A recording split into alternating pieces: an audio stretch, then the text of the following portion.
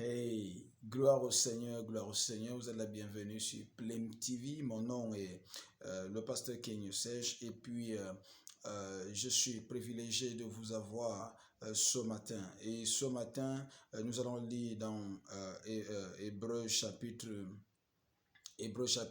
12, à partir du verset 14. Et la Bible va dire ceci: recherchez la paix avec tous et la sanctification, sans laquelle personne ne verra le Seigneur. Veillez à ce que nul ne se prive de la grâce de Dieu, à ce qu'aucune racine d'amertume poussant des rejetons ne produisent du trouble et que plusieurs n'en soient infectés. Alors ce matin, je veux parler de prends garde, de ne pas te priver de la grâce de Dieu. Prends garde de ne pas te priver de la grâce de Dieu. Vous savez, la grâce du Seigneur a été rendue possible pour nous. La grâce du Seigneur a été rendue possible pour nous. Et donc, c'est nous qui devons en faire bon usage.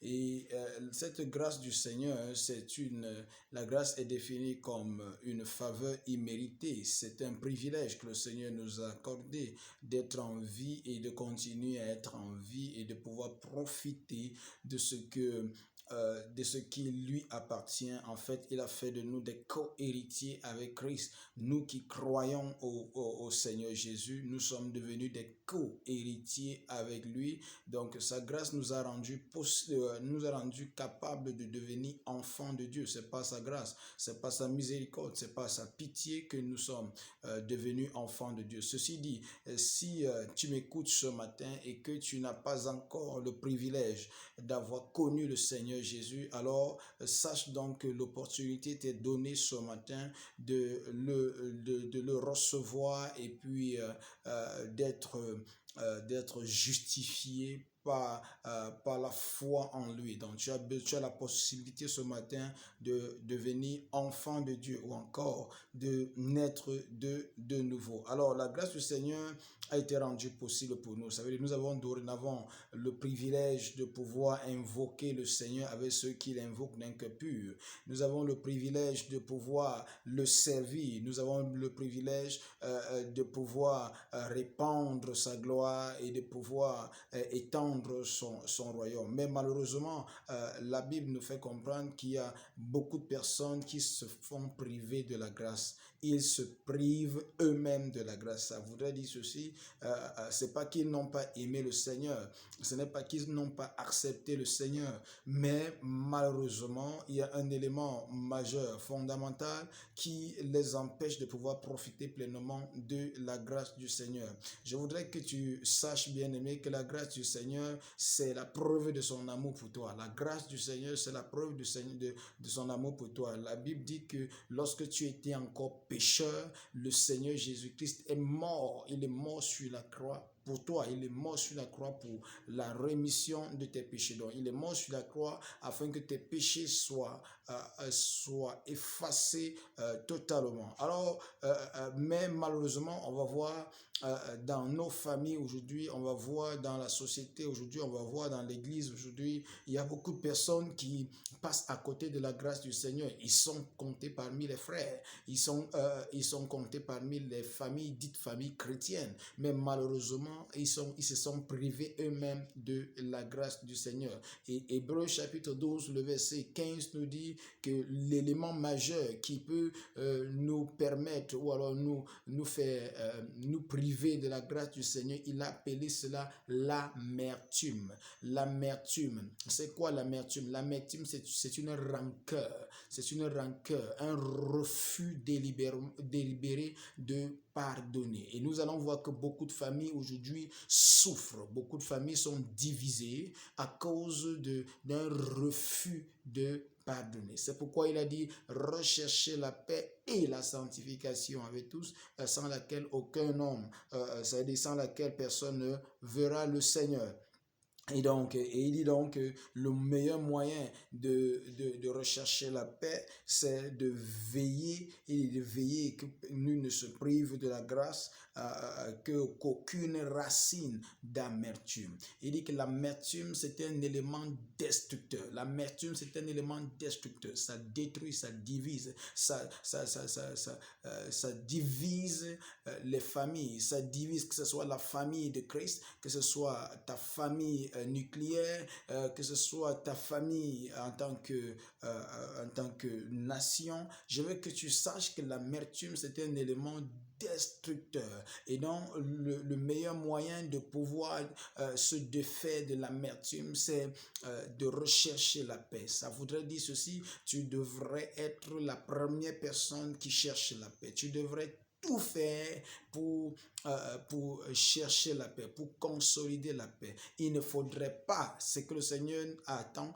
de toi, c'est qu'il ne faudrait pas que les divisions partent de toi. Il ne voudrait pas que la colère, l'amertume, le refus de pardonner, que ce soit ton partage. Il veut que tu sois en paix avec tous les hommes. Il dit autant que cela dépend de toi. Ça voudrait dire fais tous tes efforts pour être en paix avec ceux qui sont autour de toi. Il dit, fais tous tes efforts, fais tous tes efforts. Oui, c'est vrai qu'il n'est pas toujours aisé. Il n'est pas toujours aisé de le faire parce que pendant que tu t'efforces à faire la paix, il y en a qui ne voudront pas du tout entendre parler de paix et ça devient très compliqué. Mais le Seigneur voudrait que tu sois cet élément-là qui se met en avant pour chercher la paix, que tout ce que tu fais, tout ce que tu dis contribue à consolider la paix et non la rancune. Il dit que tu dois tout faire pour consolider la paix. Vous savez, la paix, c'est un élément fondamental pour le bien-être et pour l'épanouissement de la société, et non seulement de la société, mais de nos familles. Nos familles, j'ai bien dit famille, que ce soit famille nucléaire ou bien famille chrétienne, c'est un élément fondamental. C'est pourquoi lorsque Jésus-Christ, lorsqu'il partait, a dit je vous donne ma paix, je vous laisse ma paix. Ça c'est dans Jean chapitre 14 verset 27. Il dit je ne vous la donne pas comme le monde donne, que votre cœur ne se trouble point. Jésus-Christ savait bien quelle est l'importance vitale de cet élément appelé la paix. Et donc il dit que l'amertume produit des rejetons. Une personne qui est pleine d'amertume, c'est une personne qui va envenimer les gens autour d'elle. Cette personne va envenimer les gens autour d'elle. Quand tu es plein d'amertume, lorsque tu refuses de pardonner, ce qui sort de ta bouche est tellement nauséabond au point que les gens autour de toi ne peuvent pas s'empêcher de dire ce que tu dis ou bien de confesser ce que tu confesses. Pourquoi? Parce qu'à l'intérieur de toi, il y a une pollution, il y a quelque chose de négatif et ce qui sort de ta bouche va certainement envenimer les gens autour de toi. C'est pour ça qu'il dit cela produit des rejetons. Ça produit des rejetons. Bien-aimé, si tu veux te faire du bien, si tu veux faire du bien à la société, si tu veux faire du bien à ta famille, si tu veux faire du bien au royaume des cieux, renonce à l'amertume et recherche la paix. Le meilleur moyen pour détruire l'amertume, c'est de pouvoir rechercher la paix à tout prix. C'est de rechercher la paix. La Bible dit dans le livre de Romains chapitre 12 qu'autant que cela dépend de vous, soyez en paix avec tout homme.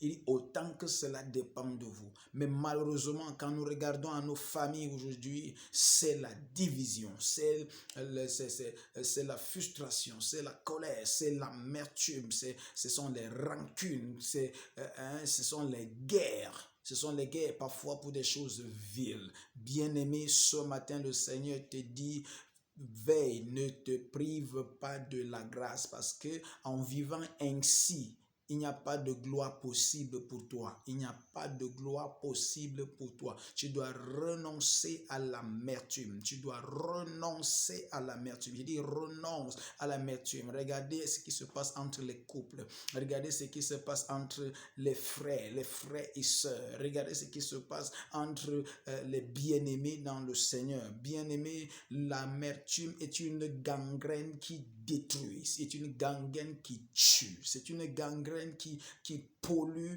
et qui nous prive de la grâce du Seigneur. Ça nous prive de la gloire du Seigneur. C'est une gangrène qui a la capacité de fermer le ciel sur nous et d'empêcher que les grâces et les faveurs du Seigneur ne nous localisent. Alors ce matin, je voudrais prier pour quelqu'un qui a eu des difficultés à pardonner, qui a eu des difficultés à faire la paix. Je prie maintenant qu'une nouvelle opportunité te soit offerte pour faire la paix, même avec cette personne que tu avais décidé que tu ne veux plus jamais voir, que tu ne veux plus jamais en entendre parler. Je prie que l'opportunité se crée ce matin et que tu puisses en faire la paix, que tu puisses en faire la paix. La Bible dit qu'aussi longtemps que cela dépend de toi. Si quelqu'un te dit je ne veux plus te voir, c'est une chose. Si quelqu'un te dit je ne veux plus entendre parler de toi, c'est une chose. Mais que toi tu le dises de quelqu'un, c'est autre chose. Alors le Seigneur voudrait que ce matin que tu puisses